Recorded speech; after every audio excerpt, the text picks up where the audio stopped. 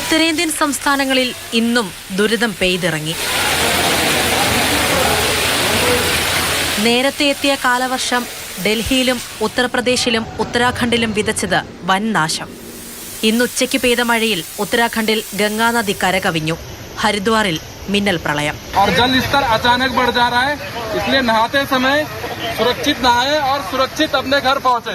ഒഴുക്കിൽപ്പെട്ട കാറുകളിൽ മരണത്തെ മുഖാമുഖം കണ്ട ആളുകളെ ദേശീയ ദുരന്ത നിവാരണ സേനയുടെ ജീവൻ പണയം വെച്ചുള്ള രക്ഷാപ്രവർത്തനം കരകയറ്റി. ഉത്തർപ്രദേശിലെ മഥുരയിൽ കനത്ത മഴ പെയ്തിറങ്ങിയതോടെ റോഡുകൾ തോടുകളായി. നിരവധി വീടുകൾക്ക് കേടുപാടുകൾ സംഭവിച്ചു. ഡൽഹിയിൽ പലയിടത്തും ഇന്ന് രാവിലെ മുതൽ ഒറ്റപ്പെട്ട മഴ പെയ്തിറങ്ങിയിരുന്നു. വൈകിട്ട് ന്യൂഡൽഹി ജില്ലയിൽ ശക്തമായ കാറ്റും മഴയും. അപകടങ്ങളിൽ നിന്ന് രാജ്യതലസ്ഥാനത്ത് ആകെ 9 മരണം സ്ഥിരീകരിച്ചു. ഇന്നലത്തെ മഴക്കെടുതിയിൽ 2 കുട്ടികളടക്കം 3 പേരാണ് വെള്ളക്കെട്ടിൽ മുങ്ങി മരിച്ചത്.